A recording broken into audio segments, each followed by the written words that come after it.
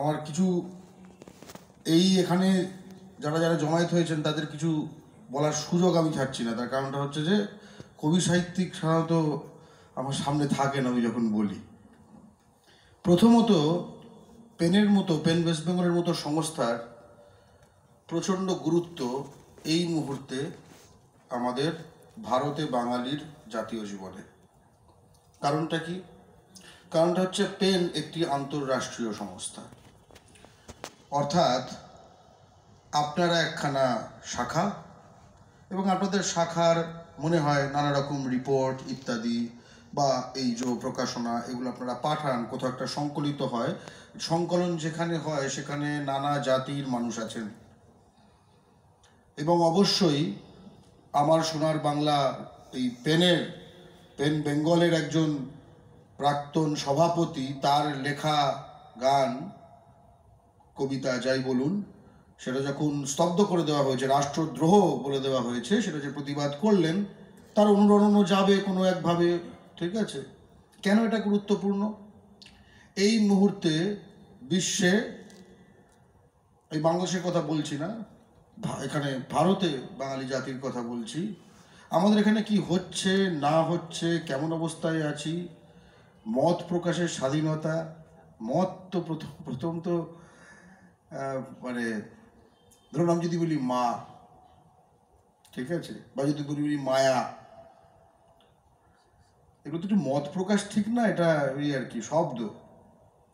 তো এই হলেই যদি ধরে নিয়ে যায়, আর মত প্রকাশ তো অনেক দূরের কথা, তাই না?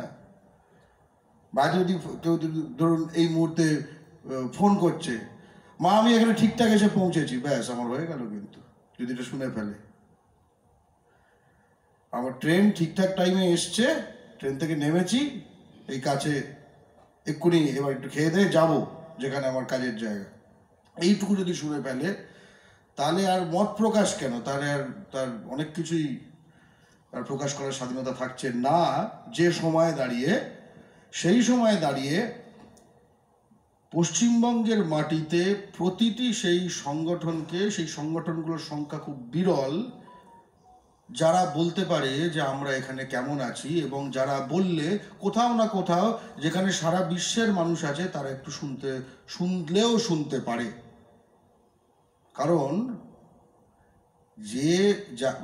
যে চিল্লালে কেউ শোনে না তাকে খুন করা সবচেয়ে সহজ, তাই না? যে চিল্লালেও কেউ শুনছে না, তাই না? বোবা মানুষকে ধর্ষণ করা সহজ, সেই রকম, তাই না? আমরা তো বোবা নই, কিন্তু আমাদের শোনার জালগুলো ছিন্ন হয়ে গেছে, শোনানোর জালগুলো ছিন্ন হয়ে গেছে। আমরা শোনানোর দায়িত্ব যাদের দিয়েছিলাম তারা শোনা তো দূরের কথা, আমরা বললে বলছে যে আমরা এখানকার না। আমরা যদি বলি তবে তো শুনবে।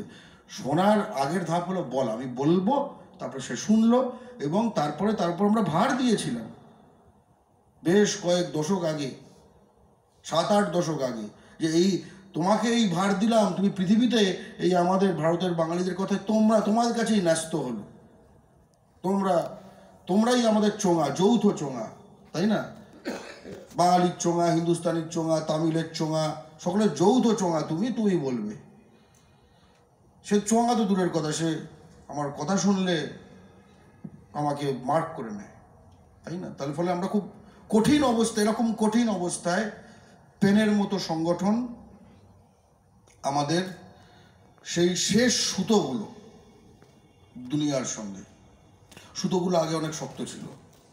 ভেবে দেখুন, পেন এই বাংলায়, কলকাতায় পেন আজকে নয়, তাই না? এই PEN পেন বাংলায় যবে থেকে, অর্থাৎ এতটা অগ্রবর্তী বিশ্বজনীন একখানা সংস্থার বঙ্গীয় শাখা যখন শাখা তৈরি হয়েছে, তখন এই উপমহাদেশে অনেক জাতির 1% মানুষও পেন দেখেনি, একটা পেন, কলম পেন দেখেনি। তখন এখানে পেনের শাখা তৈরি হচ্ছে, মত প্রকাশের স্বাধীনতা এবং আন্তঃরাষ্ট্রীয়ভাবে লেখকদের একটা সংঘ। এবং পেনের নানা যে কর্মকাণ্ড, তার মধ্যে একটা খুব গুরুত্বপূর্ণ জায়গা হচ্ছে যে লেখার কারণে যারা অন্তরীণ, লেখার কারণে যারা জেলবন্দি, এরকম একটা বিরাট একখানা পেনের আন্তর্রাষ্ট্রীয়ভাবে ঐতিহাসিকভাবে পেনের একখানা বিরাট ভূমিকা থেকেছে তাতে পেনের। আচ্ছা, আমরা যে লিখবো, এই যে অর্জুন বাবু যেরকম বললেন যে উনি লিখবেন, ঠিক আছে, তার আগে শুনবেন, তাই তো? তার আগে শোনার জন্য যে একখানা পরিবেশ দরকার, সেই পরিবেশে সে জারিত হবে, তবে তার লেখা বেরোবে। এমনি এমনি তো লেখা বেরোবে না। আজকে আমরা ভারতে বাংলা, আমরা যারা বলি মাতৃভাষা হিসেবে বাঙালি জাতির, যে এটা তো তোমার মাতৃভাষা, এটা তো তোমার শেখা দরকার, ঠিক আছে, এটা তোমার শেখা উচিত। এই যে জোর করে এই যে কথাগুলো বলা, যেটা এক সময় সুদূর প্রবাসে একটি শিশুকে ফেস করতে হচ্ছিল, সেটা আজকে বাংলার রাজধানীতে শিশুকে বলতে হচ্ছে। তার মানেটা কি? এই বাংলার মধ্যে এইগুলোই আসলে ঝুনঝুনু, এগুলোর বাংলা নেই। ঝুনঝুনুতে একটা ব্যক্তিকে যদি, একটা শিশুকে যদি এইটা বলতে হতো, আজকে কলকাতায় যদি তার 50-60 বছর পরে কাউকে ওই একই কথাটা বলতে হয়, তার মানে ঝুনঝুনুটা এখন এইখানে, ঝুনঝুনুটা ওইখানে নয়, তাই না? যেখানে একটা শিশু, বাঙালি শিশু, এটা শুনলে তার ঠিক স্বাভাবিকভাবে বাংলায় পারঙ্গম হয়ে বড় হবার কথা নয়, মানে ঠেলা দিতে হয়, বলতে হবে আলাদা করে। আসলে আলাদা করে বলে এইভাবে কোনো ভাষাই কখনো বাঁচেনি। আমারই বাংলা ভাষা ভেতর থেকে বলে হয়নি। যেরকম আপনি মনে মনে যদি জনগণ মন জপ করেন, জোরে জোরে যদি জনগণ মন গান, তাহলেও আপনি বাংলা ভাষা বললে চাপে পড়ে যাবেন, সেই অবস্থা সৃষ্টি হয়েছে। এটা আপনার মনোবাঞ্ছার উপর নির্ভরশীল নয়, এটা একটা যে দৃষ্টিকোণ দিয়ে আমরা ঘিরে রয়েছি অনেকটা তার উপর নির্ভরশীল। ফলে আমরা যখন বুঝছি যে আমাদের বলতে কারা, আমাদের আগামী প্রজন্মকে আমরা ঠিক বাংলায় চোবাতে পারছি না, যে চোবানোটা আমরা প্রজন্মের পর প্রজন্ম খুব স্বাভাবিকভাবে ভেবেছি। মাছ যেরকম, মাছের বাচ্চা যদি হয় তাকে আবার জলে চোবাবো কি, তো সে তো জলেই হতে হতে হয়ে যাবে, তাই না? যেরকম আমাদের গালাগাল কে শিখিয়েছে? বাবা মা শিখিয়েছে, ঠিক আছে। আমরা মাতৃভাষা বলি, আমরা মাতৃভাষায় গালাগাল কার থেকে শিখেছি? মায়ের থেকে শিখেছি নাকি? শিখে নিয়েছি, কারণ আমরা জলের মধ্যে মাছের মধ্যে ছিলাম। তার মানে হয় জলটা আর জল নেই, তাই না? জলটা অন্যরকম কিছু হয়ে গেছে, বিষাক্ত হয়ে গেছে জলটা, সেখানে কোনো মাছ বাঁচতে পারে না, বা অন্যরকম কিছু হয়ে গেছে, জল আর নেই, তেজস্ক্রিয় কিছু একটা হয়ে গেছে, তার ফলে সে মাছের হয়তো 3টে চোখ তৈরি হচ্ছে নানা রকম বিকিরণের ফলে। আজকে এই যে আমরার কথা বললাম, যাদের আগামী প্রজন্ম বাংলা কতটা জানবে এ নিয়ে খুব সন্দিহান, আমরা এ নিয়ে চিন্তিত, এ নিয়ে উদ্বেগ রয়েছে। আমরা কারা? আমরা বাংলার বাইরের কথা, বাংলার পশ্চিমবঙ্গের বাইরে ভারতে বাঙালির কথা ভুলে যান, তারা প্রায় ধ্বংস হয়ে গেছে, ঠিক আছে। এবার পশ্চিমবঙ্গের বাঙালির কথায় আসি। আমরা মূলত শহর কেন্দ্রিক, উচ্চ বর্ণের, মূলত উচ্চ শ্রেণীর নয়, কারণ বাঙালিদের মধ্যে খুব বড় লোক আর বিশেষ নেই, উচ্চ মধ্যবিত্ত, মধ্যবিত্ত, নিম্ন মধ্যবিত্ত, মূলত এই শ্রেণীটি, যারা ইংরেজি মাধ্যমে পড়ান কিন্তু আসলে দিল্লি বোর্ডে পড়ান, কিন্তু মূল বিষয়টা, মূল সমস্যাটা কোথাও অনুধাবন না করতে পেরে ইংরেজি মাধ্যমটাকে টার্গেট করেন, কিন্তু আসলে তারা দিল্লির নিয়ন্ত্রিত সিলেবাসে পড়ান, যে সিলেবাসে আপনি আমরি বাংলা ভাষা বললেও বাংলাকে প্রথম ভাষা রাখা যায় না নিয়ম করে। আপনি শতবার আমরি বাংলা ভাষা বললেও বাংলাকে প্রথম ভাষা রাখা যায় না।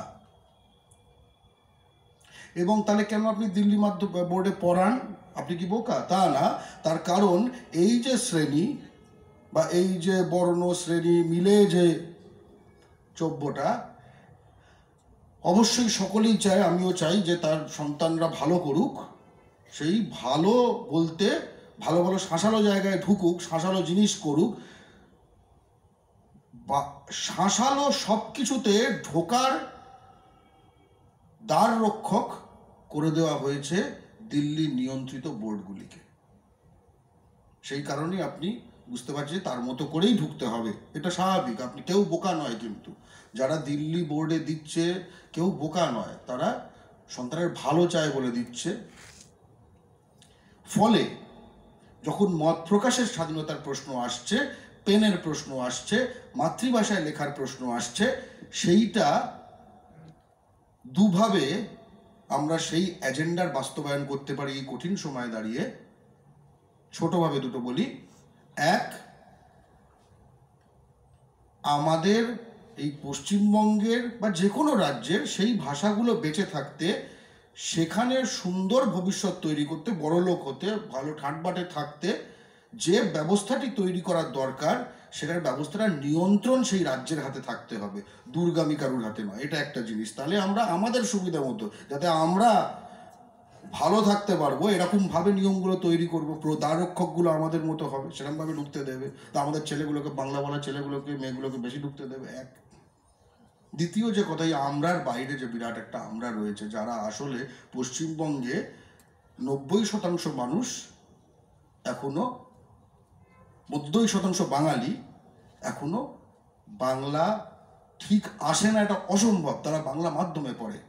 অর্থাৎ এই উদ্বেগটা একটা শ্রেণী উদ্বেগ, কিন্তু এটা এমন একখানা শ্রেণীর উদ্বেগ যে শ্রেণীকে অনুকরণ করে বাকি সকলে। এটাই সমস্যা, তাছাড়া কোনো সমস্যা ছিল না, বিরাট কোনো ক্রাইসিস নেই। তাই জন্য যে 90% বাংলা ছাড়া কিছু আসে না, ঠিক আছে, প্রায়, তার অংশীদারিত্ব এবং ক্ষমতায়ন জরুরি। তবে দেখবেন যে আমরা আমাদের সমাজটাকে, আমাদের জাতিটাকে এবং জাতির সব কিছুকে, পেনকে, রাজনীতিকে, দলকে, পেন কল সব কিছুকে কীভাবে চালিত করি, সেগুলো একদম অন্যরকম হয়ে গেছে।